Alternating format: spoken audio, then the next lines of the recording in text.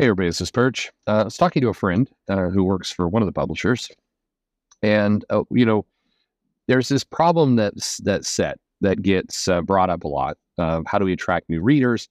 And one of the key things that you hear inside of comics is, these storylines are so dense, they're hard for people to understand and digest. And if you're a new reader and you come in, it's just impossible for you to know what's going on. You don't maybe recognize the heroes in the comic book, but certainly the villains, supporting cast, the plots. It's impossible. And new readers give up and they don't bother. And the example that was given was Jed McKay's Avengers book, where, in the first arc, he had this new set of villains in this endless city. And then you had these, you had another smaller arc that kind of referenced more of the past, and you've got a current one that is involving these Camelot-style knights, but they are, I'm describing this very poorly, but they first appeared in the, I believe, Timeless, this kind of one-off book that set the stage for this series, and it's tied up with Kang and everything else. And so the comment is, if you're a new reader, and we need to attract new readers, again, that's the problem set, and keep in mind, that phrase has gotten weaponized to some extent. It's a bit of an obvious statement. Comics do need to attract new readers. Of course they do. Comics needs to, it needs to have new people coming in. The trick is don't isolate the people who are there now. You want to keep the people you have, and you want to add, not replace. And I think that topic gets lost on people from time to time. But if we're going to add new readers, okay, the problem set is people don't know what's going on. They don't recognize the characters. If they came from the MCU versions of these characters are very different from what they see in the comic. And it's too confusing. People give up, creates too much friction, doesn't work. So I don't buy that argument. But for the sake of this video, let's assume for the moment that that's true. That's a true statement that new readers are coming in. They're like, we're very excited by the Avengers. We watch the movies. We're ready to get comics, but we open up a comic and we don't understand this. It's just too complex. And then, at $5 a pop, it's too expensive to kind of try and figure out. And I have the feeling like I have to go back and buy like 20 comics in order to understand this one. And so that's a huge investment now. And I'm talking about $100 to spend in order to just try and figure out what's happening in this comic. It's not worth it. Particularly when you have manga sitting on the shelf next to you, which is, $7, volume 1, neatly labeled, right from the ground floor. None of these problems exist. And so if that's true, if that's really going on, and I don't deny that that's probably, there's some of that going on. I just don't think it's as big a factor as often gets thrown around. I think I mentioned this story to you before. My first exposure to the X-Men was picking up the Dark Phoenix Saga trade paperback. Had a Bill Sienkiewicz cover on it. It was pretty awesome. I opened that thing up. That was a time when the trade paperbacks were, I don't want to say not thought through as well, but this comic opened up with kind of the last piece of the Proteus battle on your island. And there's all none of this made any sense whatsoever. And as a kid, kind of watching Spider-Man: The Amazing Friends, you vaguely knew that there was an X-Man in the form of Iceman, but he wasn't anywhere in the comic. And who are these people? And just why is this one bitch going crazy and blowing up planets? None of this made much sense. But the art was enthralling. John Byrne was definitely at a peak, and the story was engaging. So it ignited my curiosity, and rather than being confused and stopping reading, I desired to read more, and thus became the quest to own all the X-Men issues, which my bank account suffered for. But that was kind of my introduction, and I've talked to lots of people over the years in the shop, customers, other fans, other retailers, and you hear the same thing. This is a common story for a lot of people. So I don't know what's wrong with the new generation, that they're too stupid to do this, but my feeling is they're not, and we're exaggerating. But if you're trying to solve this problem, here's a suggestion for you. And by the way, there's two flaws you might point out in this suggestion. One of which is it involves digital. I know for several of you that is poison, and you have no interest in going to digital, and that's fine. Remember, we're trying to solve the problem of new readers who do not have any preconceived notions of comics, paper, or collecting, or any of that. And so to them, digital is going to be far more palatable as an option. And the other is the idea that I'm about to give out to you has the potential to hurt the back issue market. But I think if done properly, it wouldn't, and I'll explain why. So you may remember about more than 10 years ago now, I remember this was heavily used in the X-Men versus Avengers event. Marvel was fooling around with this AR piece, and you had this little AR code on a page, the letters AR in a little white box.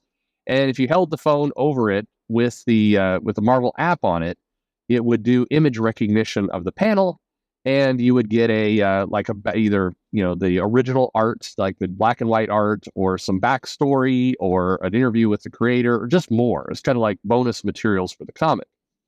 And I think Marvel fooled around with this for about a year, I would say. It didn't last long. I think, had very, very low usage from talking to people in Marvel. Almost nobody used this. And I believe it was free. I think you had to sign up for a Marvel membership, but it didn't cost anything at the time. And its numbers were painfully pathetic. Let's put it that way. And, mobile phones were also still coming around. I think if they introduced it today, they'd have better success with it. But back then, it didn't go over well. We're talking about kind of first generation iPhone users. But the idea is that, okay, so take that Avengers comic with Jed MacKay, and there's these Knights of Camelot, space interdimensional superpower knights characters that are brand new that he's created. And if you're a new reader and you're picking up this comic, you probably have questions about who is Kang, who are these characters, where did they come from, and where did they appear? Even if you're kind of a existing comic reader, you may have missed Timeless, number one.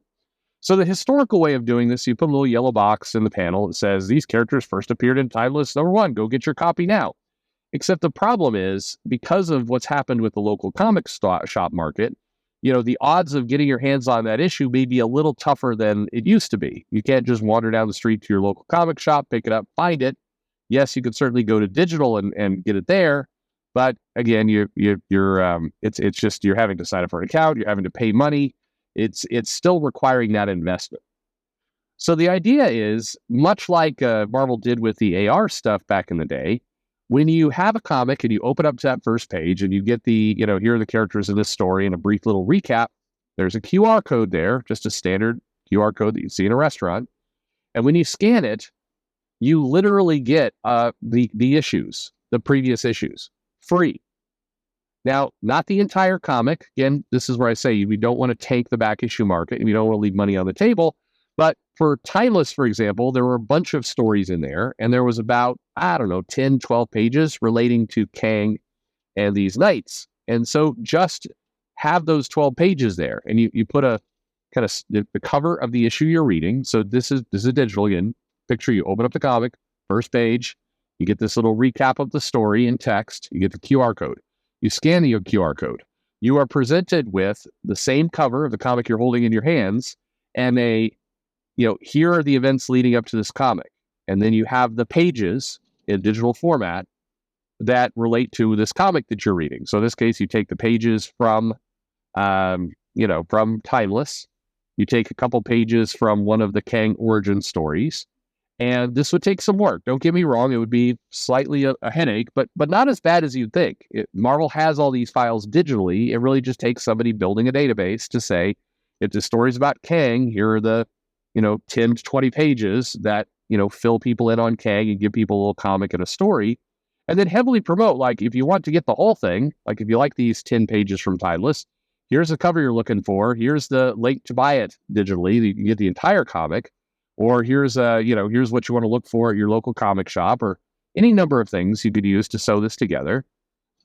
And you basically, you're giving more away for free, but you're giving the back matter that help explain the story you're reading. You don't print the entire comic there, so you still have you still maintain the collectability of buying the print issue, because then you're getting the true full story. You're only giving people the pages that count. And it would solve this new reader problem. If people are opening the comic book and confused about what's going on, no problem. Here are the 10 pages that are going to fill you in and kind of give you that crutch to keep moving and hopefully get you excited about the story. And because we're using material, it's already been produced. You don't need to pay an artist to do a single new thing. You don't have to have the writer do anything. You're just literally just taking pages and collecting them. In the same way that if you go to kind of Marvel Wiki or DC or, any of these sites, they pull synopsis of the stories there with the important events. You're just doing the same thing with the page. And in doing so, you're creating a pretty powerful marketing tool that you get to use to drive more sales. Now, again, this wouldn't be trivial work, but it would not be that much work. It requires setting up, just, I said, a really smart database with some good indexing, and then putting it into the comic and kind of building this out with a lot of, the hardest part is doing the cross-reference to, actually pushing people to have a purchase. So now I know a lot of you who listen to this channel are cringing at this, but I'll never go to digital. No problem. Here's the genius of this idea. You do not have to. You can continue to buy print. You can continue to go to your local comic shop. Your back issues are still maintaining their value and collectability in this format. Nothing has changed in your world. But if is that these new readers are just too dumb to figure out what's going on, this provides a way to handhold them. Also, these are new customers who are having to kind of digest the idea that they're being asked to spend $5 a comic. If it's an event, an 8-issue event, you're talking a $40 spend, which for a new reader feels like a lot of money. And so one of the ways you're taking a little bit of the sting out of it is that you're giving them something for free. Like, look at all this free digital back matter that helps you explain what's going on in the story and everything else. Starts to make it feel more valuable. Starts to make that $5 hurt a little bit less for people who are new to comics. And of course, this works for a while until people get truly addicted like you and me, and then we can't stop spending money even though we'd like to. This is a good way to ease people into comics by giving away something, again, that we're not taking any money away from Marvel. If you're just taking these pages, you haven't hurt your revenue stream. I mean, I guess there's the possibility that you've taken away some business that might have come if somebody, happened to buy a comic, not really understand it, fished around and bought the full digital issue for whatever you're paying. But I mean, this is such a drop in the bucket. You would not notice it on your balance sheet, and it would give people a really, this is what we're doing to encourage readership. Again, positioned right, marketed fairly well. This also would be a friendly sign to the local comic shop, especially if you put in things like, hey, did you like this page? Do you understand more about this character right now? Well, here's a comic store locator. Find the one near you. Ask for these specific back issues. Have the guy pull it for you, and then you can spend more money there. I think done right, you've helped the ecosystem. You've spent very little, and you've solved a problem that people keep talking about, but there's really been no solution that I've heard. So this actually puts a solution in play. Anyway, there's my idea. Maybe smart, maybe dumb. Feel free to call it dumb. But what are yours? First of all, do you believe this new comic reader problem is a problem? And if so, how do you solve it? Thanks for listening.